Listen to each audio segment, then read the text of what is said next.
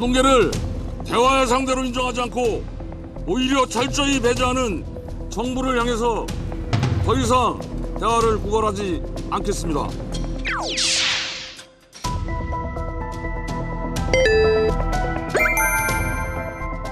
노동 탄압이라고 하는 것이 우리 눈앞에 현실로 지금 펼쳐지고 있다는 생각이 듭니다.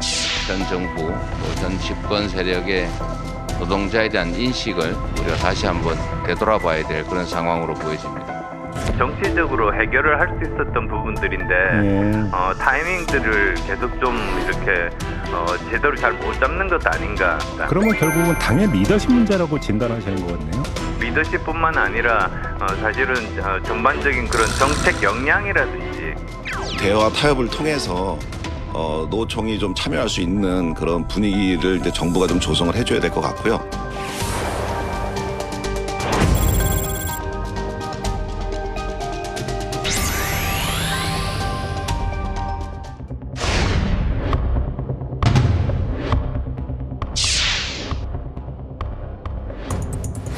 그냥 업무주춤 또는 대표가 그냥 말 한마디 결과에 대한 무한 책임을 지겠다. 이런 정치적 레토릭에 가까운 얘기를 했다면 그거는 정말 더 큰 화를 자초하는 것이라고 생각합니다. 이재명 대표가 좀 용기 있게 이 모든 거에 대한 책임을 지고 지금 이런 중차대한 시기에 다시 민주당이 전당대회 어떻든 그런 소용돌이에 빠진다고 하는 것은 당을 더 위기에 빠뜨리는 거죠. 그렇기 때문에 그건 전혀 근거가 없는 무책임한 주장이고 서로가 서로를 정오하고 같은 하늘 아래 있지만은 도저히 상종할 수 없는 그런 세력으로 적대시하는 이런 서로가 심리적 분당 상태, 이것이 정말 걱정이 되는 것이죠.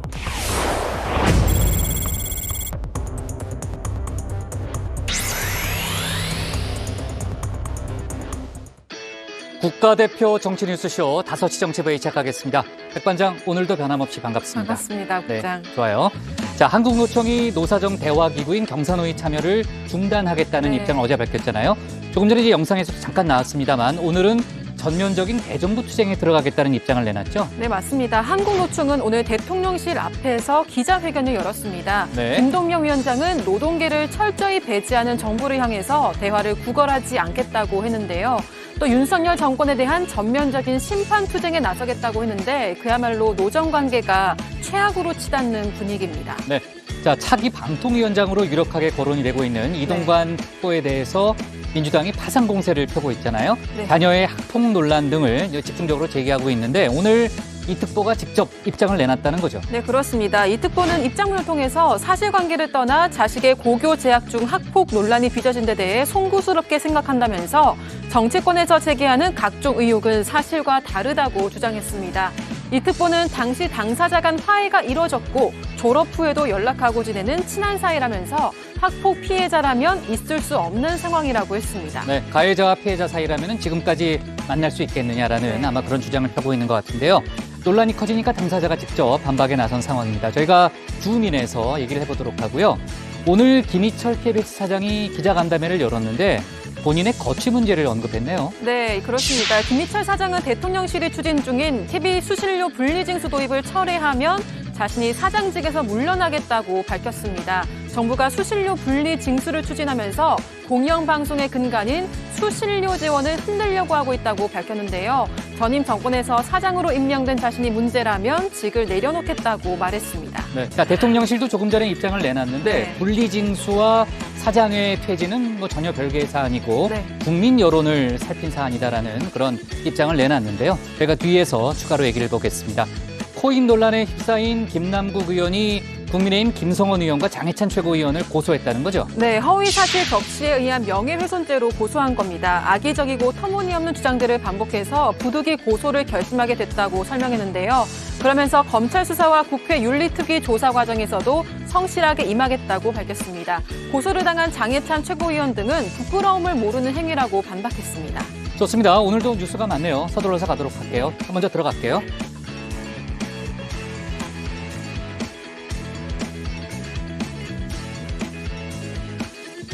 네, 오늘도 회의는 변함없이 류 실장, 박마커, 유채커 조멘토 백반장, 김현숙 소통역사 그리고 정치부의 예청자 정혜연 분들과 함께하겠습니다. 자, 속보 실시간 반영하면서 열어놓고 회의를 진행하죠. 유체권 준비되는 대로 나가면 되고요. 속보 얘기가 나왔으니까 이제 조금 전에 들어온 속보 하나를 좀 얘기하고 회의를 시작하도록 하겠습니다. 여야가 그동안 뭐 여러 가지 국회 현안이라든지 또는 이제 의사 일정과 관련해서 협의를 해왔는데 조금 전에 이제 여야가 합의된 사안을 발표를 했습니다. 일단 최근에 두 가지 현안인데요. 선거관리위원회, 중앙선관위의 인사 비리, 또 북한 해킹 은폐 의혹에 대해서 진상을 규명하고 재발 방지를 위해서 국정조사에 여야가 합의했다는 그런 속보가 조금 전에 들어왔습니다. 또 후쿠시마 오염수 방류와 관련해서 국회가 여야를 막론하고 특위를 구성해서 청문회를 개최하는 부분도 합의했다는 발표가 있었습니다. 선관위와 관련해서는 이제 다음 주 중에 국정조사 요구서를 제출한다고 하고요. 또 후쿠시마 특위와 관련해서도 바로 다음 주 중으로 특위를 구성한다는 그런 발표가 있었습니다. 채용 비리에 대해서는 여야가 특별히 이견을 보이지 않았다고 하고요. 후쿠시마 오염수 방류 문제를 같이 다루는 문제에 대해서 조금 논의하는데 시간이 걸렸다는 게 여야의 설명이었습니다. 네, 조금 전 막 발표된 이제 여야 합의 사항이었고요. 자, 오늘 또 서둘러 가도록 하겠습니다. 유한울의 뉴스픽 5부터 오늘의 정치부회의 시작하겠습니다.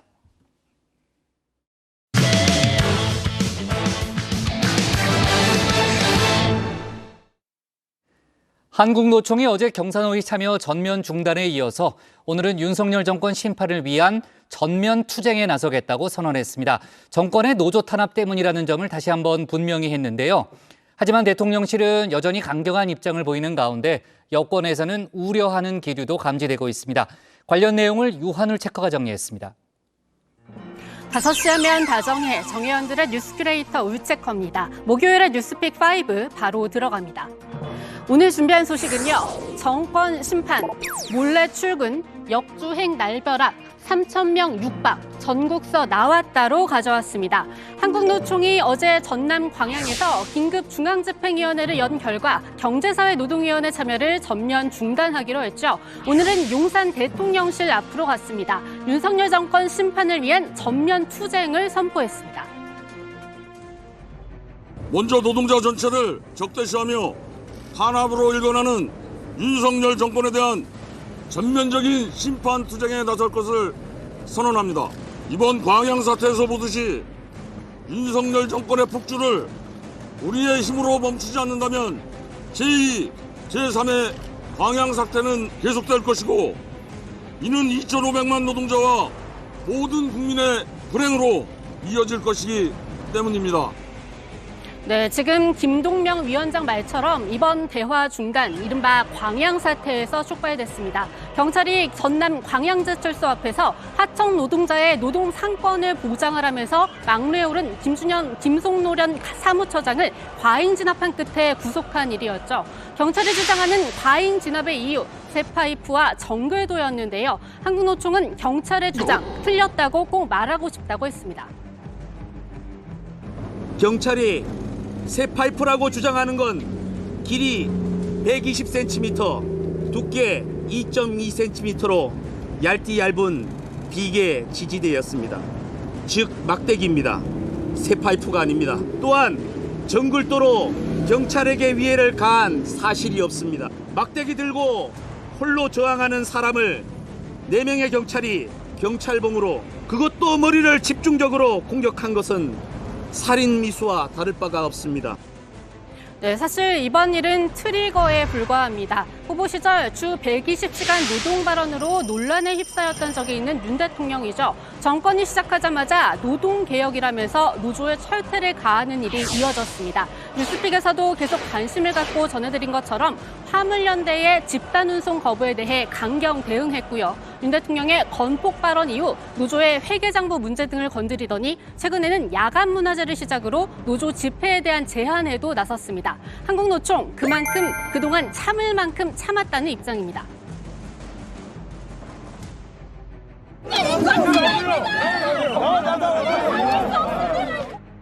무슨 불법행위를 했다고 생각하는데? 노동계를 대화의 상대로 인정하지 않고 오히려 철저히 배제하는 정부를 향해서 더 이상 대화를 구걸하지 않겠습니다. 네, 그래서 전면 중단하기로 한 경사노위 참여. 이렇게 되면 경사노위는 존립의 이유가 흔들려 버린다는 이야기가 나옵니다. 우리나라 법에는 아예 이렇게 경사노위법이 있습니다. 1조를 보면 근로자와 사용자 등 경제사회 주체 및 정부가 신뢰와 협조를 바탕으로 정책을 심의 협의하는 것을 경사노위 설치 목적으로 정하고 있는데요. 노사정 대화 테이블을 마련하는 게 가장 큰 역할이라는 의미입니다. 그리고 주요 국면마다 그 역할을 실제 해왔습니다. 그런데 한국노총의 불참으로 역할 수행이 어려워진 겁니다. 더욱이 민주노총과는 달리 보수 정권과의 대화와 협력을 마다하지 않아온 한국노총입니다. 그런 한국노총의 이탈은 국민의힘으로서는 우려스러운 대목이 아닐 수 없을 텐데요. 그래서 당에서는 김문수 위원장을 교체해서 한국노총이 복귀할 여지를 줘야 한다는 의견도 나오고 있습니다. 그러니까 이런 부분들도 다 사실은 미리 어느 정도 이야기들을 되고 있었던 부분들 아니겠습니까? 그리고 그런 부분들에 대해서 정치적으로 해결을 할 수 있었던 부분들인데 타이밍들을 계속 좀 이렇게 제대로 잘 못 잡는 것 아닌가 이런 생각들을 해봅니다. 네, 그리고 민주당은 이 한국노총과 여권 사이에 벌어진 틈을 파고들려고 하고 있는데요. 한국노총이 민주노총과의 연대 가능성까지 열어둔 김에 양대 노총을 함께 불러서 당장 오늘 오전 간담회를 진행했습니다. 양대 노총 소속의 노동자들이 또 한자리에 모여 있다는 것도 매우 의미 있는 일이고, 특히 최근에 벌어지고 있는 정부의 노동 탄압에 우리가 함께 그 현실을 이야기하고 또 대응책을 논의한다는 의미도 각별한 것 같습니다. 네, 박강원 원내대표는 경사노위가 끝내 개혁하지 못하면 민주당이 노조들과 별도의 새 협의 채널을 만들 뜻까지 밝혔는데요. 그런데도 대통령실은 여전히 완강합니다. 양보하거나 타협할 상황이 아니다, 이런 말이 나오고 있고요. 여전히 법치만 강조하고 있습니다. 하지만 양보나 타협도 대화부터 한 뒤 꺼낼 수 있는 단어가 아닐까요? 대화를 하는 것 자체가 양보나 타협이라고 생각해서는 안 될 것 같습니다. 더욱이 윤 대통령 후보 시절에는 일부 지역의 공개 지지를 받으면서 친구라고까지 불렀던 한국노총입니다. 지난번에 처음 방문했을 때 우리 한노총에 제가 친구가 되겠다고 말씀을 드렸는데, 처음이나 지금이나 한결같은 마음으로 함께 하겠습니다. 그런데 그 친구가 오늘 절교를 선언한 거죠. 경사노위는 유감이라며 전쟁 중에도 대화는 필요하다지만 그러면 과연 그동안 친구는 대화를 했었나? 대통령은 늘 강경 대응만 강조했고 경찰청장은 캡사이신 분사기까지 얘기했습니다. 친구에게 고춧가루를 뿌리면서 대화가 가능할지. 네, 두 번째 픽은 몰래 출근입니다. 지난해 이태원 참사 전후로 부실 대응을 한 혐의를 받고 있죠. 박희영 용산구청장이 건강상의 문제를 호소하고 보석으로 풀려났다는 소식 어제 전해드렸습니다. 희생자 유족들이 거세게 항의하는 가운데 이렇게 구치소를 빠져나갔습니다. 업무 복귀 바로 하실 건가요? 자, 앞에 유족 계시는데 한 말씀만 해주시죠. 죄송합니다. 네, 통화했습니다. 참사의 책임 없다고 생각하십니까? 마지막으로 한 말씀만 해주세요. 그림 잡아야 돼. 네, 참사 책임을 묻는 질문에 지금 보신 것처럼 기침으로 답을 가름한 박 구청장, 건강이 그만큼 안 좋은 건가 했는데요. 오늘 바로 용산구청으로 출근했습니다. 유족들은 출근을 막겠다 미리 예고했는데요. 유족들이 구청 앞에 모인 오전 8시가 되기 전에 이미 구청에 들어가 있었습니다. 이 사실을 뒤늦게 한 유족들은 분노를 참지 못하고 구청장실 앞으로 몰려갔습니다. 무슨 행정을 보겠다고 나와서 문 열어! 야! 비켜요, 문 열어. 나와. 비켜요! 우리한테 힘을 해서 주무시겠어요. 진작에 힘으로 애들 좀! 막지 좀! 10월 29일 날 그만둬야 될 사람이 어떻게 감히 또다시 이 자리에 들어온단 말입니까? 구청장실에 문을 열어주세요. 네, 그러고 나서는 다시 한번 박 구청장의 사퇴를 촉구했습니다.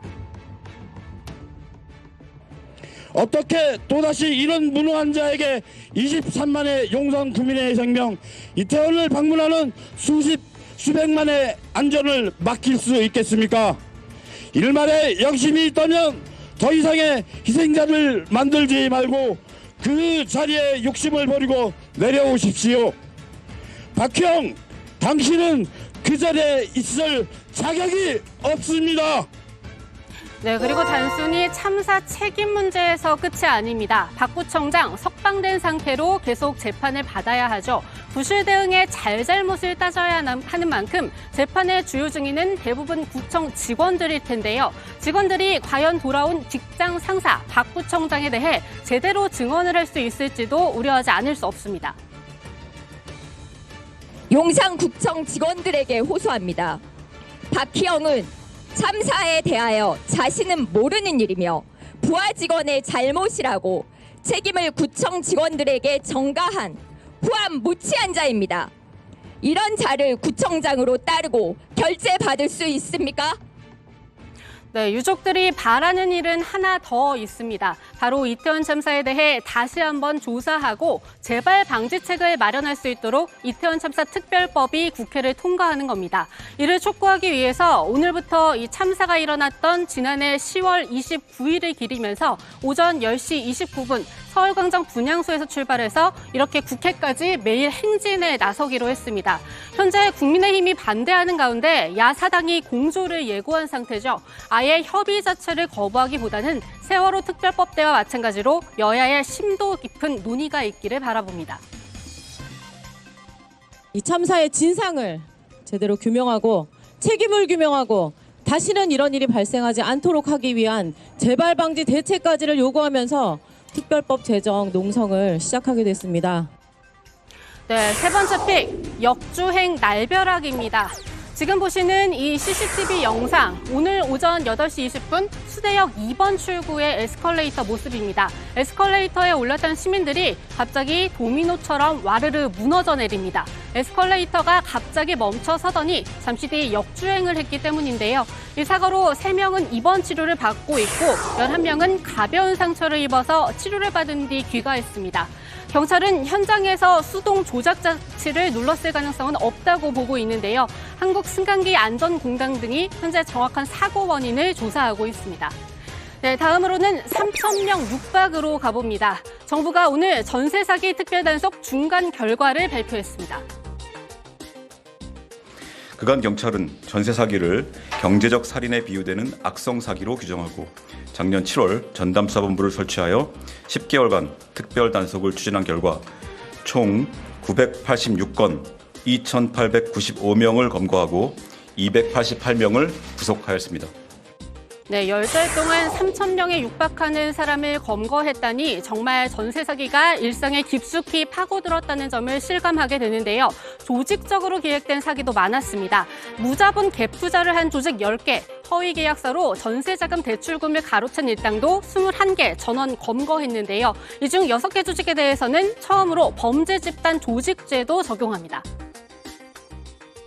일단 범죄 단체나 조직으로 되면 아무래도 그 선고가 될 때 양형인자로 반영이 돼서 선고형이 높아질 수 있고요. 그래서 범죄 수익을 저희가 추징을 하고 그거를 받아서 피해자한테 환불을 할 수 있습니다. 피해자분들한테 돌려드릴 수 있죠. 네, 마지막 픽은 전국서 나왔다입니다. 안타깝게도 우리 생활에 만연한 게 또 하나 있죠. 바로 마약 범죄입니다. 이를 뒷받침하는 조사 결과가 오늘 하나 나왔는데요. 식약처가 전국의 하수 처리장에 대한 역학 조사를 한 결과 작년까지 3년 연속 조사한 처리장 34곳에서 모두 필로폰이 나왔습니다. 누군가 불법 사용한 필로폰이 하수로 흘러들었다는 거죠. 엑스터시가 나온 처리장도 점점 늘어나고 있는데요. 이번 조사 결과는 지역별 불법 마약 유통 대책 마련에 쓰일 전망입니다. 네, 오늘의 뉴스픽은 여기까지입니다. 들어가서 원픽 뽑겠습니다. 뉴스픽 5였습니다.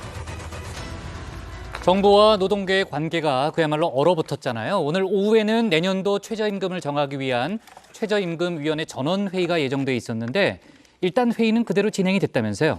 네, 오늘이 세 번째 전원회의였는데요. 오후 3시부터 열려서 현재 진행 중입니다.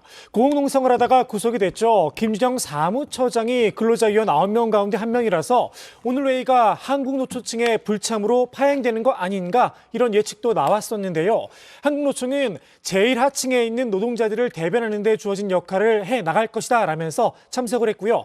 그 대신 회의장에 김준영 위원을 석방하라, 노동자 폭력 진압 규탄한다 등의 손팻말을 들고 들어왔습니다. 네, 올해 논의에서 가장 큰 쟁점은 최저임금을 업종별로 차등 적용하느냐 아니냐 이 여부인데요. 관련 법안에는 사업의 종류별로 구분해서 정할 수 있다는 규정이 있습니다. 적용된 적은 1988년 딱 한 차례뿐이라고 하는데요. 그런데 윤 대통령이 후보 시절에 이 필요성을 언급하면서 이번에 다시 쟁점이 됐습니다. 경영계는 영세, 소상공인 등 기업의 지불 능력에 따라서 차등 적용이 필요하다 이렇게 주장을 하고 있고요. 노동계는 최저임금법 자체가 무력화되는 것이라면서 양측이 팽팽히 맞서고 있습니다. 평소에도 법정심의 기한 때까지 줄다리기가 계속되다가 최저임금이 정해지는 경우가 많았잖아요.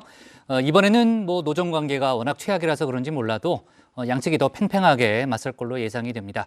유채거 대통령실은 강경 대응 입장을 다시 한번 내비쳤다는 거죠? 네, 맞습니다. 오늘 오후 대통령실 관계자는 한국노총이 이 광양 사태로 명명한 전남 광양제철소에서의 경찰의 과잉 진압 논란에 대해서 불법이 자행되고 있는데 공권력이 군 감아야 하나 이렇게 되물었습니다. 이전 정권에서 그렇게 했는지 모르겠지만 윤석열 정부에서는 그렇게 못하겠다고 강한 어조로 말했는데요.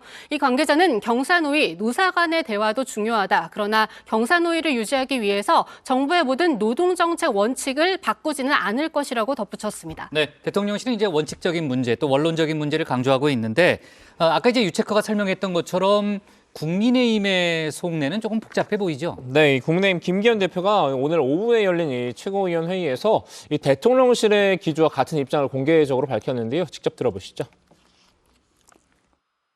불법 집회 시위를 계속 방치해 둬야 한다는 겁니까? 정당한 법 집행의 흉기와 폭력으로 저항하는 것이 용인된다는 뜻입니까? 시대가 바뀌었습니다. 노조든 경영자든 법을 지켜야 하는 시대입니다. 하지만 이 김 대표의 공개 발언 외에 이 대변인 논평 등은 어제 한국노총의 경사노위 참여 중단 발표 이외에는 뭐 따로 나오고 있지는 않습니다.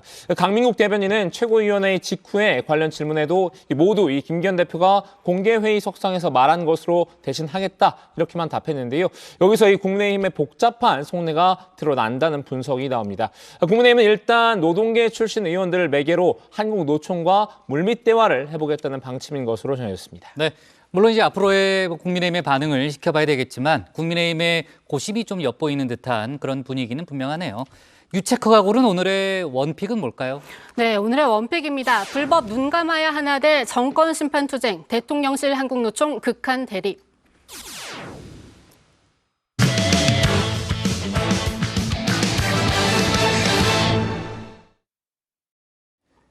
이동관 대통령실 대외협력특보의 방통위원장 내정설이 전국을 흔들고 있습니다. 민주당은 이 특보와들의 학폭 논란 또 언론 탄압 가능성 등을 이유로 임명을 반대하고 있죠. 국민의힘 역시 우려스러운 시선으로 바라보고 있는데요. 이 특보는 오늘 입장문을 내고 학폭 논란이 지나치게 왜곡됐다며 반박에 나섰습니다. 박준우 마커가 주우민에서 관련 소식을 정리했습니다. 이동관 대통령실 대외협력특보, 아직 이 방송통신위원장에 임명이 된 것도 아니건만 순식간에 전국에 뇌관이 됐습니다. 민주당 이 김남국 의원의 코인 논란과 선관위 자녀 특혜 채용 의혹, 그리고 이제 이래경 혁신위원장 낙마 사태 등으로 코너에 몰렸죠. 이 이동관 내정설로 한 방에 전세 역전을 노리고 있는데요. 크게 세 가지 뇌관을 때리고 있습니다. 첫 번째 뇌관, 더 글로리입니다.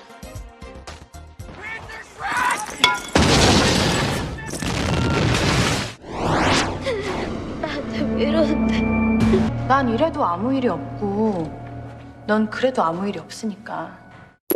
참으로 현실은 픽션을 능가한다는 그런 말이 실감납니다. 정부 여당은 정순신 사태도 또 더 글로리 사태도 부족했던지 민주당은 이 특보의 아들이 과거 학교 폭력의 가해자였던 사실을 파고들고 있습니다.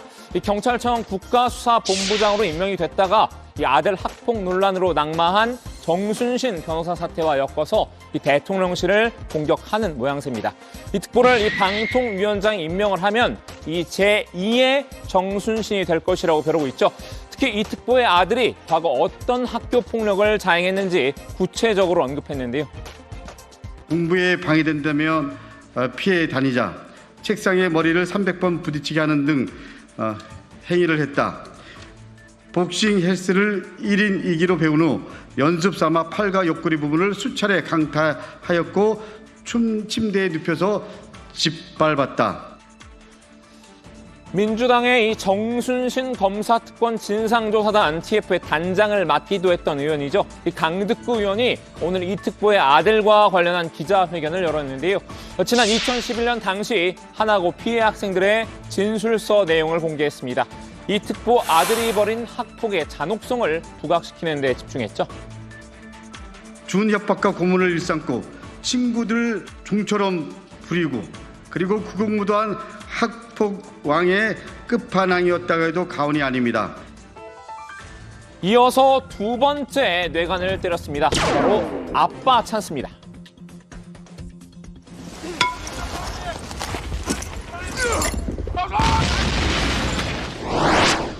적당히 금방 할 테니까 걱정하지 말고. 전화할게. 친구를 왜 괴롭혀? 다시 또 이런 일로 오기만 해. 친구 아닌데. 이동관 특보는 학교에 전화를 걸어 압박을 가한 것으로 알려져 있습니다. 이동관의 부인인 김모 씨는 학교를 찾아가 관련 교사 명단을 제출하도록 했다고 합니다. 학교 폭력이 벌어졌을 때 이 특보는 이명박 정부 청와대의 언론특보를 맡고 있었죠. 강 의원은 당시 아들이 다녔던 하나고가 학교 폭력 대책 자치위를 열지 않은 것도 이 특보의 높은 지위 때문이었다고 주장했는데요.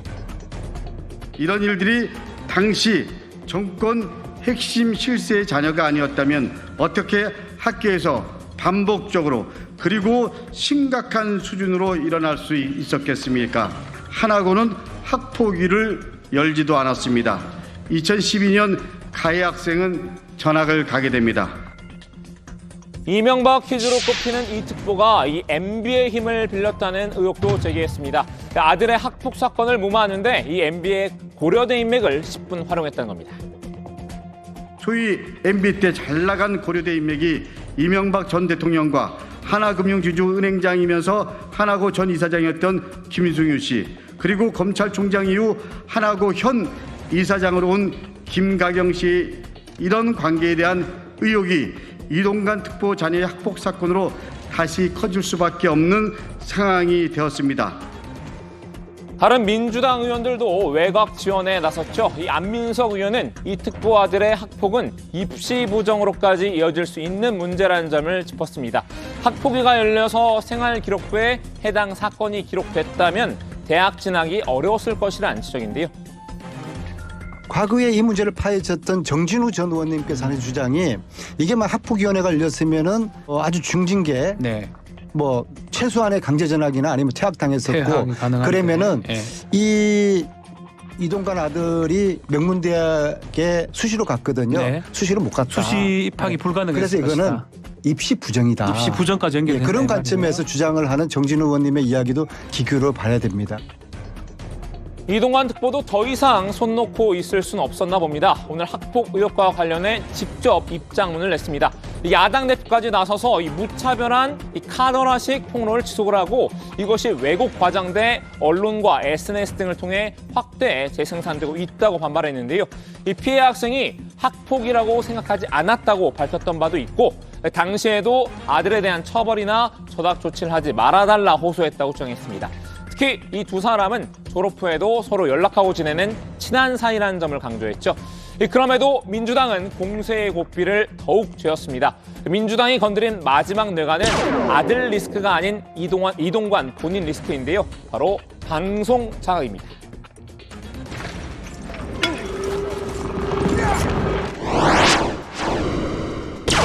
지금 이렇게 이미 이제 정권 차원에서 방송 장악하겠다, 선수 좀 칼잡이 보내겠다 이런 결심을 했잖아요.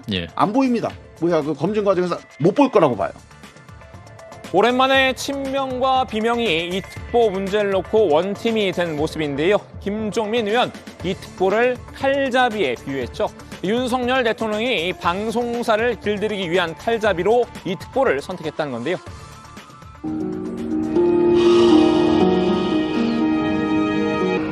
이러면 완전히 나간다. 김 의원은 이 특보의 임명을 강행하면 윤석열 정부의 미래도 없다고 쏘아붙였습니다. 특히 이명박 정부 때 정치적인 언론 장악 관련해서 정말로 많은 문제가 있었고 또 논란이 됐던 분인데 아니 그렇게 사람이 없습니까? 이거는 국민들하고 맞서 싸우자는 거죠. 그러면 진짜 미래 없어요. 저는 제가 보기에는. 이 특보가 방통위원장이 되면 언론 탄압에 나설 것이란 전망이 나온 이유, 이명박 정부 시절 이 특보의 이력 때문인데요. 무엇보다 이 특보는 MB 정부 시절 불거진 언론 장악 논란의 중심에 있었는데요. 이 특보가 청와대 대변인으로 활동할 때 벌어진 이 대표적인 언론 탄압 사례가 광우병 보도 MBC PD수첩 제작진 수사와 이 YTN 기자 해고 등인데요. 이 YTN 기자 6명이 낙하산 사장 반대 투쟁을 벌이다 해고가 됐었죠. 이 특보 측도 언론 탄압을 위한 칼잡이란 오명은 언짢았나 봅니다. 언론 탄압은 야당의 정치적 프레임에 불과하다고 맞섰는데요.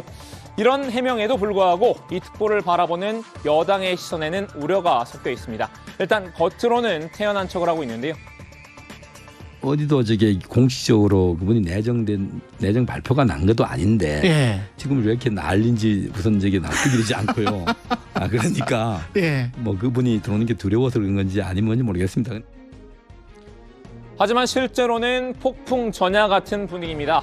이례경 사태로 모처럼 맞은 지지율 반등의 기회를 이 특보 문제로 날려버릴까 봐 전전긍긍하고 있는데요. 이 학폭은 2030 청년층뿐만 아니라 학부모 나이대인 4050도 민감하게 반응하는 이슈이기 때문입니다. 일주일 사이에 문자가 1000통 넘게 왔어요. 네, 정말 제가 세보니까 어쨌거나 이 학폭이나 이런 부분에 대한 국민적 눈높이가 매우 엄격해졌다라는 지적에는 저도 동의를 하는 바이고요. 만약 후보자로 지정이 된다면 그 부분에 대해서 국민 여러분께서 납득할 수 있는 충분한 해명이나 뭐 후속 조치 과정들 이런 것들이 있어야 될 것이다. 당 내부에는 이 연좌제는 반대를 하지만 이 특보가 아들의 학폭 문제에 개입한 게 맞다면 임명해서는 안 된다는 목소리도 있습니다. 지금 저도 개인적으로는 가장 좀 우려가 되는 게 학폭이라서 요즘 너무나 민감한 이슈이라서 저는 개인적으로는 그 연좌제에 대해서는 반대를 합니다. 하지만 만약에 이 후보가 직접적 연결이 정순신 사태처럼 있었더라면 그건 문제가 충분히 될 것 같은데요. 여당의 이런 염려 때문일까요? 대통령실도 눈치를 살피는 기류죠. 윤 대통령의 방통위원장 지명 시기가 예상보다 늦어지고 있는데요. 이 특보가 짧은 기간에 청문회를 2번이나 치러야 한다는 점도 부담으로 작용하는 듯합니다. 애초 이 한상혁 전 위원장의 임기 만료 시점 다음 달 말이었죠. 이 새 방통위원장 후보자는 일단 인사청문회를 거친 뒤 이 한 전 위원장이 남은 임기를 소화하게 되는데요. 이후 또다시 청문회를 거쳐서 새로운 임기를 시작해야 합니다. 대상이 누구건 이 한 달 안에 청문회를 뭐 2번이나 하는 것 자체가 정부 여당 입장에서는 부담스러운 일일 수 있기 때문에 한상혁 위원장의 자녀 임기 등을 고려해서 좀 고민하고 있는 게 아닌가 하는 추측이 하나 들고요. 자, 오늘은 이동관 특보에게 주민해봤는데요. 이 특보가 직접 A4 용지 8쪽 분량의 입장문까지 낸 만큼 이 방통위원장이 되겠다는 의지는 상당히 강해 보이죠. 윤석열 대통령 역시 임명을 강행할 것 같기도 한데요. 다만 이 특보나 윤 대통령이나 임명 전부터 정가가 이렇게 시끄러운 이유를 한번 생각해 봤으면 합니다. 오늘 주민 한마디는 광고의 한 장면으로 대신하겠습니다.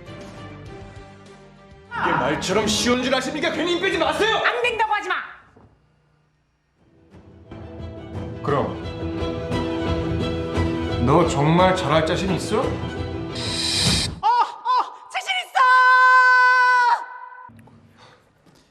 네, 아까 이제 국민의힘 이철규 의원도 얘기했습니다만 지금 이제 내정 발표도 이루어지지 않았는데 이렇게 시끄러운 이유를 모르겠다라는 그런 얘기를 했잖아요. 실제로 지금 이동관 특보가 유력하다는 얘기는 있습니다만 아직 이제 공식적인 발표는 이루어지지 않았죠. 근데 이제 이재명 대표가 어제 최고위원회에서 공식적인 언급을 했고 또 오늘 이제 민주당에서 기자회견까지 하는 아마 그런 상황이라서 그런지 오늘 이제 이동관 특보가 직접 등판을 했습니다. 직접 입장문을 내놨는데요. 그 입장문 내용을 좀 보면은 무책임한 폭로와 가짜뉴스 생산을 멈춰달라는 거죠. 그렇습니다. 이 차기 방송통신위원장으로 거론되는 이동관 대통령실 대외협력특보. 먼저 아들 학폭 논란과 관련해서 사실관계를 떠나 제 자식의 고교 재학 중 학폭 논란이 빚어진 데 대해서 대단히 송구스럽게 생각한다고 했습니다. 이 특보는 공직 후보자로서 지명되지 않아서 공식 대응을 좀 자제해 왔다면서도 야당 대표까지 나서서 무차별한 카더라식 폭로를 지속하고 또 이것이 왜곡, 과장돼서 언론과 소셜미디어 등을 통해서 확대 재생산되는 상황에서 침묵할 수 없다고 판단했다고 했습니다. 이렇게 입장문 배포의 배경을 설명한 겁니다. 네, 오늘 강덕구 민주당 의원이 학폭 관련한 여러 가지 사례를 굉장히 자세하게 설명을 했습니다만 이동관 특보는 입장문에서 아들의 학교 폭력 논란이 지나치게 과장됐다고 주장을 하고 있는 거죠. 네, 맞습니다. 우선 자신의 아들이 피해 학생의 머리를 책상에 300번 부딪히게 했다거나 깎은 손톱을 침대에 뿌렸다는 의혹에 대해서 2011년 1학년 당시 상호 간 물리적 다툼이 있었던 건 사실이나 일방적 가해 상황은 아니었다고 주장했습니다. 또 당시 당사자 간 사과와 화해가 이뤄졌다면서요. 피해 학생이 당시 주변 친구들과 취재 기자에게 사실관계가 과장됐고 당시에도 학폭이라고 생각하지 않았다고 말했다. 이렇게 말했습니다. 이 피해 학생이 아들에 대한 처벌과 전학 조치를 하지 말라고 이 담임교사와 이 교장에게 호소한 사실을 당시 하나고 담임교사가 인터뷰를 통해서 증언한 바 있다라는 점도 강조했는데요. 이 특보는 이 두 사람은 고교 졸업 이후에도 서로 연락하고 지내는 친한 사이라면서 이 학폭 피해자였다면 있을 수 없는 상황이라고 밝혔습니다. 또 이 진술서 등을 토대로 한 이 학폭 사례에 대해서는 진술서는 사본으로 이 서명과 작성 날짜가 없고 학생 지도부 정식 진술서가 아니어서 효력이 없다고 강변했습니다. 또 피해 학생도 이 상담교사가 아는 내용을 전부 쓰라고 해서 교내에 떠도는 소문까지 모두 적은 것으로 사실과 다르다고 일관되게 증언했다고 전했습니다. 근데 이제 아들이 학교 선도위원회의 결정으로 학기 중에 전학 조치가 이루어진 걸로 알고 있는데 중징계였다면은 당시 사안이 좀 심각했다는 거 아니에요? 네, 이 특보는 당사자들이 화해했고 처벌을 불허한 사안으로서 9단계 징계 가운데 경징계 대상이다 이렇게 설명을 했는데요. 그럼에도 시범 케이스로 중징계 처분을 받은 것 같다는 게 복수의 학폭 전문 변호사의 견해다 이렇게 밝혔습니다. 또 선도의 결정 불복 및 법적 대응 등 조치가 가능했지만 전직 고위공직자 신분으로 선도의 결정을 조건 없이 수용했다 이렇게 주장했는데요. 자신의 압력으로 학폭위가 열리지 않았다는 의혹 제기에 대해서는 당시 학교폭력상 대응 기본 지침에 따르면 가해 학생이 즉시 잘못을 인정해 피해 학생에게 화해를 요청하고 피해 학생이 화해에 응하는 경우 담임교사가 자체 해결할 수 있는 사안으로 규정하고 있다 이렇게 반박을 했습니다. 또 이와 관련해서 정철아 당시 하나고 교감이 업무방해 혐의로 검찰에 고발됐으나 2016년 무혐의 불기소 처분을 받았다 이렇게 강조했습니다. 네. 이 특보가 당시 김승유 하나고 이사장과 전화 통화를 해서 압력을 행사했다 이런 주장과 언론 보도들도 있었죠. 네, 그렇습니다. 이 부분에 대해서도 좀 해명을 했는데요. 이 특보는 상황을 정확하게 알기 위해서 문의하기 위한 차원이었다면서 당시 김 이사장으로부터 교장을 통해 상황을 알아보겠다는 답변을 받았지만 이후 추가로 어떤 통화도 한 사실이 없다고 주장을 했습니다. 이 특보는 또 저와 제 가족은 차치하더라도 무엇보다 사회 일원으로 성실히 살아가는 관련 학생들에게 정신적, 실질적인 피해로 이어지고 있다는 점이 가장 우려스럽다고 밝혔습니다. 자, 다른 소식으로 넘어가서요. 대통령실이 추진 중인 KBS 수신료 분리 징수를 둘러싼 이제 방송계에서의 여러 가지 논란이 좀 진행이 되고 있는데 오늘 김희철 KBS 사장이 직접 입장을 내놨다는 거죠. 네, 김희철 사장이 오늘 기자간담회를 열었습니다. 대통령실이 분리 징수 도입을 철회하면 자신이 사장직에서 물러나겠다고 밝혔는데요. 직접 들어보시죠. 전임 정권에서 사장으로 임명된 제가 문제라면 제가 사장직을 내려놓겠습니다. 그러니 대통령께서는 공영방송 근간을 뒤흔드는 수신료 분리징수 추진을 즉각 철회해 주십시오. 수신료 분리징수 추진이 철회되는 즉시 저는 자리에서 물러나겠습니다. 네, 김 사장은 또 윤 대통령에게 면담을 요청했습니다. 또 방송통신위원회 그리고 산업통상자원부와 KBS가 참여하는 협의체를 구성해서 수신료 징수 방안을 논의하자고 공개적으로 제안하기도 했습니다. 네, 김 사장은 이 기자간담회에서 이 분리징수가 공적 책임을 이행하기 위해 존재하는 공영방송사 KBS의 근간을 흔든다는 회사의 입장을 재확인했는데요. 이어서 들어보시죠. 2022년 징수 비용을 제외하고 6,200억 원 정도인 순수신료 수입은 분리징수 시 1,000억 원대로 급감할 것으로 전망되며 이는 국민들께서 KBS에 부여한 다양한 공적 책무들을 도저히 이행할 수 없는 상황으로 직결됩니다. 또 이번 권고안을 결정한 데 있어 이 사회적 제도로서 공영방송의 의미와 역할에 깊은 성찰과 고민이 있었는지 또 충분한 논의를 했는지 강한 의구심이 들 수밖에 없다고 지적했는데요. 여러 차례의 활발한 토론과 이 격렬한 논쟁을 거쳐 이번 권고안을 결정했다는 소식은 접한 바 없다면서 공영방송의 근간이 흔들리는 중차대한 사안을 두고 KBS는 논의 과정에서 철저히 배제를 됐고 그다음에 정부가 별도의 의견을 물어본 일도 없다는 점은 유감으로 생각한다고 강조했습니다. 네. 자, 관련해서 대통령실도 조금 전에 입장을 내놨는데요. 일단 KBS 사장의 거취와 수신료 분리징수는 전혀 별개의 문제라는 그런 입장을 얘기했습니다. 국민이 KBS에 원하는 거는 수신료를 분리징수해달라는 그런 주장이고 사실상 주운 조세를 강제로 걷지 말아달라는 게 국민의 요구라는 게 이제 대통령실의 설명이었습니다. 또 더불어 원하는 게 있다면은 공정 보도를 해달라는 것, 또 방만한 경영을 하지 말아달라는 게 국민의 요구였다고 대통령실이 설명을 했고요. 사장이 물러나라는 요구를 국민이 했는지 잘 모르겠다라는 그런 얘기를 하면서 어쨌든 KBS 사장의 거취와 수신료 분리징수를 연결짓는 그런 주장은 근거가 없다는 그런 얘기를 했습니다. 자, 오늘 주민 제목 이렇게 정리하겠습니다. 전국 뇌관된 이동관 아들 학폭 논란, 이동관 일방적 가해 상황 아냐로 제목을 잡겠습니다. 다음은 조익신 멘토의 정치 인사이드입니다.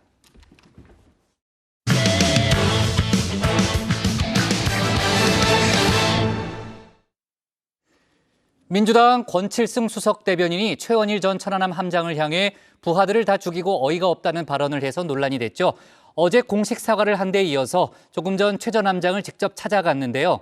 국민의힘에선 사과만으로는 충분치 않다며 권 대변인을 국회 윤리특위에 제소했습니다. 민주당 이재명 대표에게도 대국민 사과를 하라고 압박을 하고 있는데요. 관련 내용을 정치 인사이드에서 짚어보겠습니다.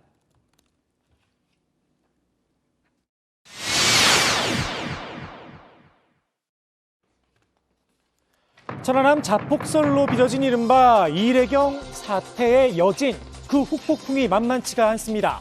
이래경 이사장을 감싸려다 최원일 전 천안함장에게 실언을 했죠. 무슨 낯짝 발언으로 공분을 산 민주당 권칠승 수석 대변인. 어제 공개 사과에 이어 오늘은 최 전 함장을 직접 만났습니다. 공당의 대변인으로서 부적절한 표현을 사용한 것에 대해 천안함 장병과 유족들을 비롯하여 마음의 상처를 받았을 모든 분들에게 깊은 유감의 말씀을 드립니다. 국민의힘은 사과만으로는 부족하다는 입장입니다. 대변인직에서 물러나는 게 맞다면서 권 대변인을 국회 윤리위에 제소했습니다. 천안함 함장 그리고 또 우리 천안함 용사들에 대해서 모욕적이고 명예훼손적인 발언을 했기 때문에 국회의원으로서의 품위를 심각하게 손상시켰다는 이유로 지금 저희들이 징계 요구서를 제출했습니다. 권칠승 수석 대변인의 본인의 행위에 맞는 그와 같은 무게 있는 책임지는 모습을 보이지 않았기 때문에 저희들은 부득이 윤리 제소를 할 수밖에 없었습니다. 무한 책임을 언급했던 이재명 대표의 사과도 함께 요구했는데요. 결과에 대해서는 언제나 무한 책임을 지는 것이 당대표가 하는 일입니다. 이재명 대표는 대국민 사과조차 하지 않고 있습니다. 망언을 쏟아낸 민주당 권칠승 수석 대변인에 대한 당직 박탈 및 징계 요구에 대하여도 여전히 침묵하고 있습니다. 민주당 일부 지도부 권 대변인을 옹호하며 최 전 함장의 경계 실패론까지 제기했었죠. 어찌됐건 그 군인이라면 이 경계에 실패하거나 여러 가지 이 침략을 당한 것도 어찌되건 그 부분에 대한 책임감도 결국 있습니다. 천안함 유가족들은 함장이 너희들을 죽였는데 왜 분노하지 않느냐라고 말하는 것과 마찬가지다 분노를 표시했습니다.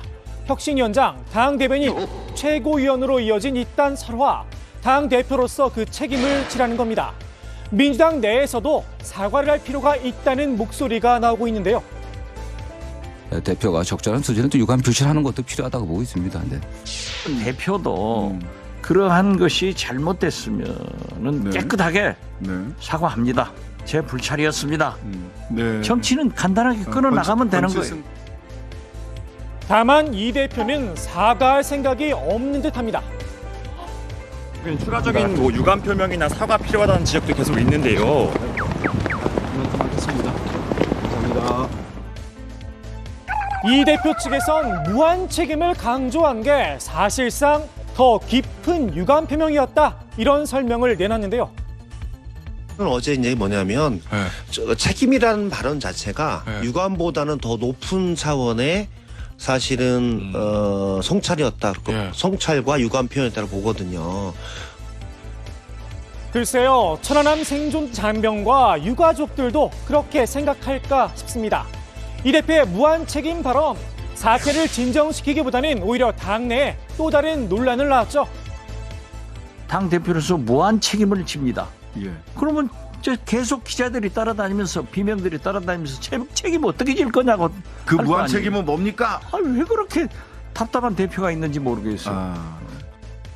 기다렸다는 듯 비명계에선 또다시 사퇴론이 흘러나왔습니다. 그 대표로서 결과 책임을 무한정친다 했듯이 저는 무한정 책임을 져야 될 것이고 그 방도로서 당대표직 사퇴밖에 없다. 이 대표가 자신의 강성 지지자인 이래경 이사장을 앞세워서 반대파를 쫓아내려고 했다는 겁니다. 결국 당의 분열을 극복하기보다는 반대파를 내쫓겠다. 또는 반대파에 대한 아주 노골적인 그런 대립감을 보였다고. 국민의힘에서도 친위 쿠데타설을 흘리면서 슬쩍 거들었습니다. 비명계 축출위원장으로 이제 영입을 한 거예요. 그렇게 보세요? 그렇죠. 그러니까 당원 100% 대의원제 없애자. 근데 이제 그러니까 비명계가 부글부글하는 거죠 지금. 이재명의 비명 축출 쿠데타가 일종의 친위 쿠데타 실패 이렇게 보입니다. 친명계에선 현역 의원들의 기득권 내려놓기 차원에서 이 이사장을 선임했던 것뿐이라고 선을 그었는데요. 특히 민주당 현역 의원들이 갖고 있는 기득권, 친명 비명 가리지 않고 민주당의 기득권을 좀 혁파해갖고 국민들의 눈높이에 맞게 당을 바꿀 수 있는 그런 의지가 강한 분이 아닌가라는 그런 신뢰 때문에 선정했을 것으로 보고 있고요. 기승전 이재명 사퇴냐, 이상민 의원을 직격하기도 했습니다. 기승전 사퇴로 모든 사안에서 판단한다면 사실은 당대표 한 달에 한 번씩 뽑아야 되는 거 아닙니까? 마치 사람이 개를 물면은 이게 화제가 되는 거 아니겠습니까? 지속적으로 당내에 다선 중진께서 그런 얘기를 하니까 언론은 신나라 하는 것이죠. 저는 적절한 수준의 당의 경고가 있어야 된다고 그래요. 그리고 몇 차례에 대한 경고에도 개선되지 않으면은 좀 중징계도 할 필요가 있다. 징계도 필요하다. 이 대표의 거친 문제를 이야기했다고 중징계를 내린다라 비명계에서 가만히 있을까 싶은데요. 안민석 의원, 그러면서 한편으론 심리적 분당 상태를 걱정했죠. 아이러니하게도 이상민 의원도 같은 고민을 했습니다.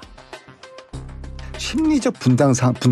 심리적으로 서로가 서로를 정오하고 같은 하늘 아래 있지만은 도저히 상종할 수 없는 그런 세력으로 적대시하는 이런 서로가 심리적 분당 상태, 이것이 정말 걱정이 되는 것이죠. 분란을 막고 소위 세간에 떠도는 분당 사태를 막기 위해서도 당의 또 단합을 위해서도 그 이재명 대표의 퇴진이 빨리 있어야 된다고 생각합니다. 비명계 의원들 모두가 이 대표의 퇴진을 요구하는 건 아닌데요. 이른바 온건파도 있습니다. 강성 팬덤 정치를 강화시키고 이런 쪽으로 지금 혁신 방향을 잡은 것 같아요. 아하. 저는 이게 가장 큰 문제라고 봅니다. 이 고집을 내려놔야 돼요. 저는 이재명 대표 물러나지 않더라도 민주당이 바뀌어서 총선 해볼 만하다 이런 정도를 상당히 온건하게 생각하는 사람이에요. 이 정도 얘기는 들어줘야죠. 혁신위원장 적어도 친명계 인사는 안 된다는 겁니다. 그 혁신위원장을 누구를 선택하냐에 따라서 그게 가능한지 안 가능한지가 판단 그 국민들이 다 알잖아요. 진정성을. 예. 그 누가 뭐 친 이재명 대표를 계속 지지해왔던 분들 이런 분 혁신위원장 누군들 앉혀놓으면 국민들이 그거를 혁신이라고 생각합니까? 국민들이 바보가 아니잖아요. 친명계에선 차라리 비명계에서 추천을 하라 제안을 하기도 했는데요. 주변의 이 대표에 대해서 비판적인 의원들에게 그럼 당신이 좀 추천해봐라. 어? 차라리 네. 반명, 비명, 뭐 친명 관계없이 많은 분들이 추천했으면 좋겠습니다. 어디까지나 최종 결정 권한은 이 대표에게 있지만 말입니다. 대표님 다음 혁신위원장 인선은 좀 어느 정도로 지금 진행이 되고 있나요? 네, 많은 분들의 의견을 듣고 있습니다. 혁신위원장 문제로 당내 개파 갈등이 더 커진 상황. 비명계의 수장격인 이낙연 전 대표가 이달 말 미국에서 귀국을 하죠.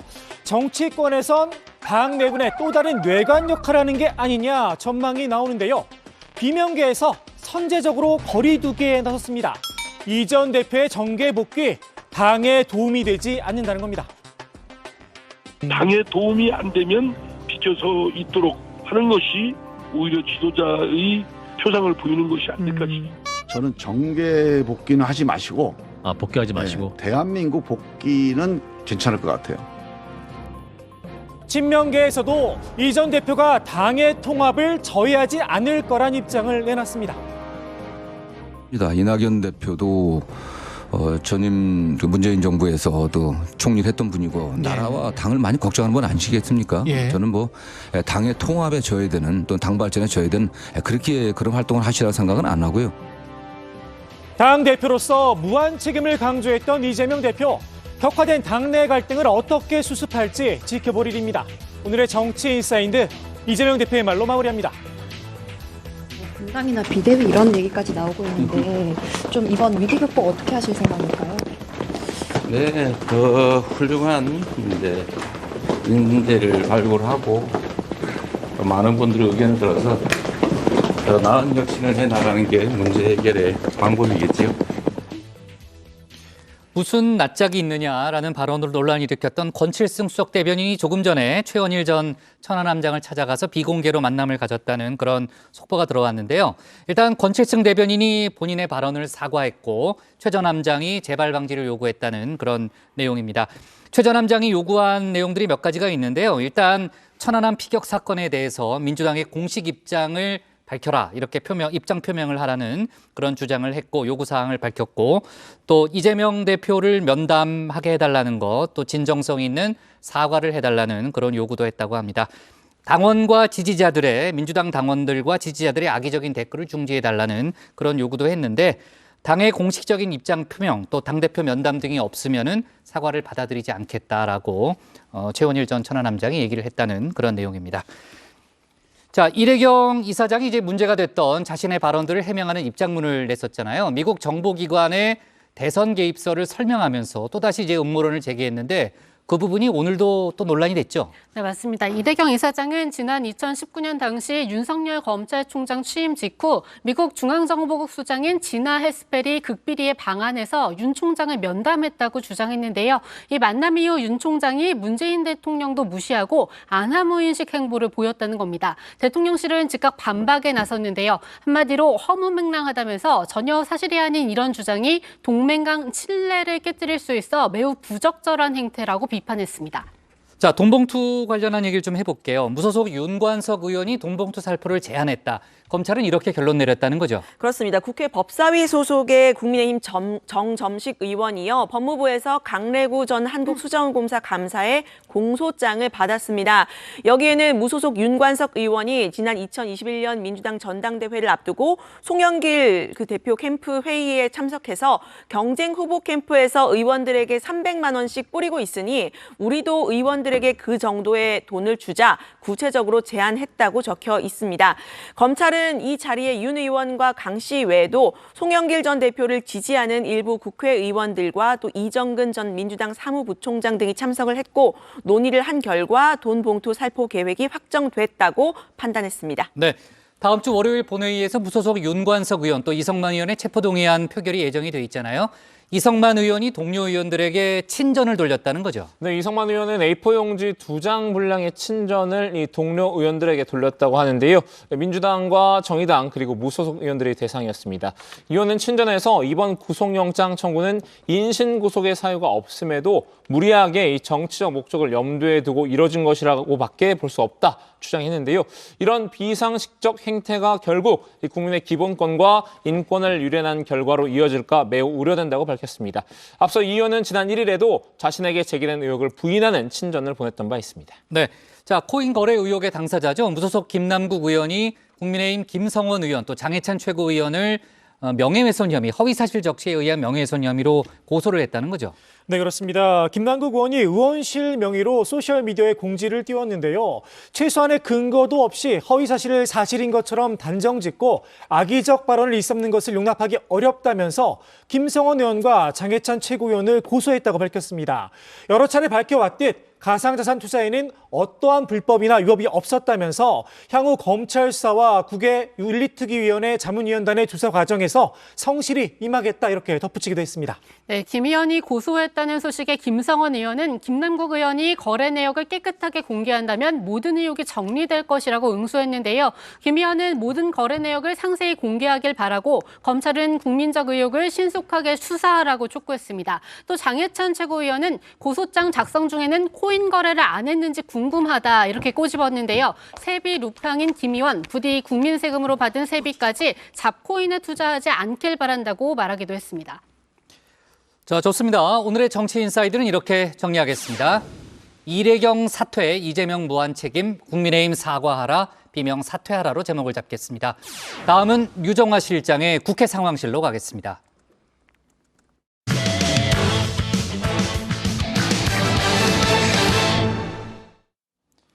국민의힘 최고위원 보궐선거가 내일입니다. 그런데 기대보다 흥행은 저조한데요. 당내에선 당 지도부의 존재감이 반영된 거라는 분석이 나왔습니다. 김기현 대표와 이재명 대표의 만남은 계속 미뤄지고 있는데요. 윤 대통령의 행보까지 류정화 실장이 정리했습니다. 저는 오늘 최고위원직을 사퇴하려고 합니다. 그동안의 모든 논란은 전적으로 저의 책임입니다. 네, 국민의힘 태영호 전 최고위원의 빈자리 바로 내일 이 세 사람 중 한 명이 차지하게 됩니다. 내일 오전 10시 반부터 800명의 전국 위원들이 자동 응답 시스템 ARS를 통해서 투표를 하고요. 오후에 결과가 나올 예정인데요. 그런데 이 세 사람 정치 뉴스 즐겨보시는 우리 정회원 여러분도 조금 생소하시죠? 집권 여당 지도부의 일원을 뽑는 선거지만요. 현직 의원들이 출마를 고사하면서 흥행이 좀 저조한 상태입니다. 저 류 실장이 후보들 좀 친절하게 설명을 드리면요. 일단 유권자가 당 소속 전국 위원들이죠. 지금으로서는 지난 전당대회에서 청년 최고위원으로 출마해서 이 장해찬 최고위원과 경쟁을 했던 호남 출신의 김가람 후보가 유력하다 이런 평가가 나오고 있습니다. 또 치과 의사 출신으로 경기도에 출마한 경험이 있는 천강정 후보, 또 야권 인사들에 대한 고발에 앞장서온 서울시 의원 이종배 후보가 함께 경쟁하고 있습니다. 10년간 한 번도 당을 옮기지 않고 호남에서 우리 당을 활동해 왔습니다. 이렇듯 결과를 만들어낸 능력과 꺾이지 않는 의지를 가진 제가 윤석열 정부의 성공과 총선 승리 그리고 안정적인 지도부의 일원이 될 수 있다고 생각합니다. 공격력 강하시고 훌륭하신 선배님들 많이 계시다 생각하거든요. 오히려 지나쳐서 사려 깊지 못한 언행으로 국민 여러분께 어떤 사죄로도 치유될 수 없는 상처를 드렸기 때문에 태영호 의원의 후임을 뽑는 자리가 아니라 반성의 자리라 생각하거든요. 대리운전해가며 TBS 김어준을 퇴출시킨 좌파 저격수 행동하는 청년 이종배 인사 올립니다. 조국 일가 고발을 시작으로 추미애, 윤미향, 이해찬, 유시민, 송영길, 김남국 등 우리 사회의 공정을 짓밟은 이들의 극악무도한 만행에 맞서서 최전선에서 싸워왔습니다. 네, 이 세 사람 중 누가 될지는 내일 다정회에서 확인을 하시고요. 흥행이 저조한 이유 결국 누가 되더라도 친윤 성향이라는 데는 변화가 없기 때문으로 보입니다. 지금 당 지도부의 존재감이 그리 크지 않기 때문이다. 이런 평가도 나오는데요. 결국 김기현 대표의 리더십 얘기입니다. 안철수 의원은 내년 총선을 승리하려면 친윤이냐 아니냐 이거 말고 다른 비전을 보여줘야 할 거라고 일침을 놨습니다. 김기현 대표의 그 리더십 문제에 대해서도 저도 또 말씀드리고 싶은 것이 친박 간별사 이런 일이 중심에 뜨게 되면 그러면 거의 확실하게 선거에서 패배합니다. 그래서 지금 현재 친윤, 윤심 뭐 이런 말들도 있습니다만 어떻게 하면 선거에 이길 것인가가 핵심에 나와야 되지 않습니까? 네, 앞서 이용호 의원이 쏘아올린 5인회 논란이 있었죠. 아무도 5인회에 딱 들어맞는 명단은 내놓지 못했습니다. 이 의원 스스로도 이거 실언이었다 철회를 하면서 해프닝으로 마무리되는 듯한데요. 이 5인회든 7인회든 당 지도부가 제 역할을 하지 못하면 총선을 앞두고 또다시 이런 논란 불거질 가능성이 없지 않아 보입니다. 앞으로 치고 나가고 일을 하게 되면 오히려 그런 말은 사라질 텐데 그렇지 않고 뭐 일이 되지를 않다 보니까 여기저기 그냥 네거티브한 억측들이 나오는 것 아니겠습니까? 이건 당 지도부에 대해서 뭔가 불만이 있었는데 그 불만을 당대표한테 직접 이렇게 말하기보다는 그 주변을 이리 엮어서 묶어서 이렇게 좀 우회적으로 이렇게 표현을 하려다 보니까 오히려 더 잘못된 전달을 국민들의 잘못된 인식을 주게 된 것 같습니다. 네, 일종의 비선 모임이라고 할 수 있는 이 5인의 논란을 불식시키기 위해서일까요? 김기현 대표는 어제 확대 당직자 회의를 열고 당직자들 공식 임명을 했습니다. 총선에 대비한 본격적인 전열 정비에 나선 모양새인데요. 김 대표는 정부 여당이 추진하는 국정과제에 힘을 모으자 이렇게 이야기를 했는데 이 한마디 말고는 민주당을 비판하는데 대부분의 시간을 할애했습니다. 이재명 대표뿐 아니고요. 혁신위원장을 사퇴한 이래경 다른백년 이사장부터 송영길 전 대표, 김남국 의원까지 조목조목 비판했습니다. 천안은 폭침이 북한의 만행을 명확히 하고 민주당의 망언에 대해 사과했어야 함에도 불구하고 이 대표는 끝내 침묵했습니다. 송영길 전 대표는 마치 자신이 영웅이나 된 것처럼 기억하더니 김남국 의원은 민주당의 비호 속에 지금도 봉급을 꼬박꼬박 받고 있으니 개탄하지 않을 수가 없습니다. 그런데 여기서 만약 내일이 총선이라면 어느 정당에 투표할 것인가 하는 어제자 여론조사 잠깐 보시고 갈까요?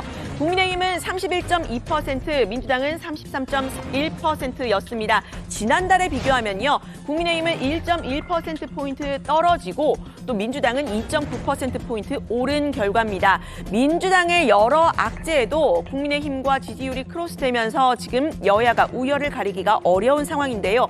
여야 대표 간 만남도 핑퐁을 오가면서 어긋나고 있는 상황이죠. 밥 한 번 먹자라는 김기현 대표의 제안에 이재명 대표 밥 말고 정책 대화를 하자 이렇게 맞받았는데요. TV 토론을 하자 이런 이야기까지 나왔지만 구체적인 만남의 시간과 장소, 형식 확정짓지 못하고 있습니다. 김 대표는 공개 토론뿐 아니라 민감한 의견을 좀 긴밀히 나눌 수 있는 비공개 대화 자리도 만들자고 했는데요. 여당, 야당 대표가 만나서 국정 현안을 아주 긴밀하게 이야기 나누는 그런 협상의 자리가 대화의 자리인 것이지 토론하는 자리가 협상하거나 대화하는 자리는 아닙니다. 자꾸 대화 안 하고 논쟁만 하자니까 답답한 노릇 아니겠습니까? 네, 반면 이 대표는 이 국민의힘이 앞으로는 하자고 하고 뒤로는 반대하는 경우가 많았다라면서요. 국민들이 지켜보는 공개적인 자리에서 대화하자고 했습니다. 그러니까 대화보다는 현안 토론에 방점을 찍고 있는 듯합니다. 국회 로텐더홀에 의자 하나 놓고 책상 하나 놓고 그냥 만인이 보는 가운데서 허심탄회하게 대화하길 바랍니다. 편하게 현재 현안이 무엇이고 정말 허심탄회하게 신속하게 대화하게 되기를 기대합니다. 네, 그러니까 미묘하게 이 만남 불발의 책임 서로에게 떠넘기는 모양새라고 할까요?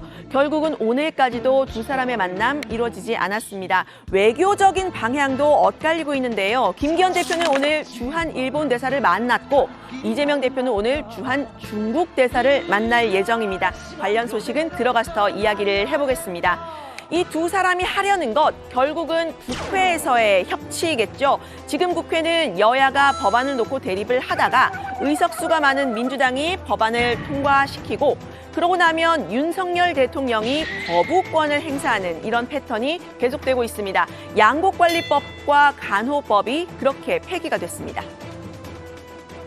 농업인과 농촌 발전에도 전혀 도움이 되지 않는 전형적인 포퓰리즘 법안입니다. 남는 쌀을 정부가 국민의 막대한 혈세를 들여서 모두 사들여야 한다는 남는 쌀 강제 매수법입니다. 국민 건강은 다양한 의료 전문 직역의 협업에 의해 제대로 지켜질 수 있는 것입니다. 이번 간호 법안은 이와 같은 유관 직역 간의 과도한 갈등을 불러일으키고 있습니다. 네, 윤 대통령의 거부권 1호 양곡관리법이었는데 이 법을 뒤로 하고요. 윤 대통령은 어제 충남 부여의 모내기 현장으로 갔습니다. 이 청년 농업인들과 함께 직접 자율주행 이양기를 타고 모내기 작업을 했는데요. 양곡법에 반대했던 정부 여당이 쌀 농사 대신 장려하고 있는 가루쌀 모판을 제작하는 과정 둘러봤습니다. 윤 대통령은 주민들과 새참을 나눠 먹으면서 소통에 나서기도 했는데요.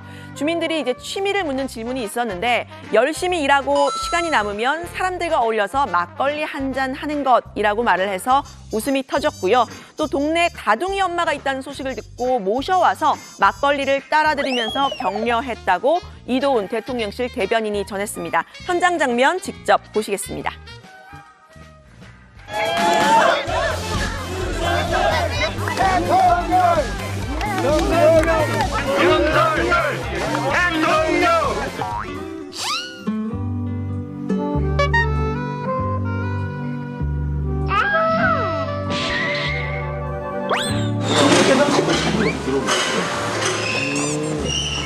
아, 이거를 이양기에다가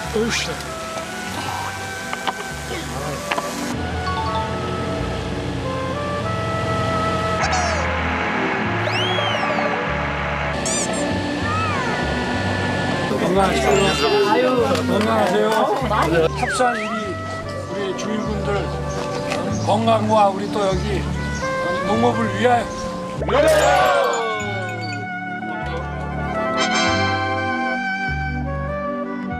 네, 정의원 여러분, 혹시 이 윤석열 대통령의 모내기 영상 뉴스 화면에서는 보기에는 조금 어색하다고 느끼셨을지 모르겠습니다.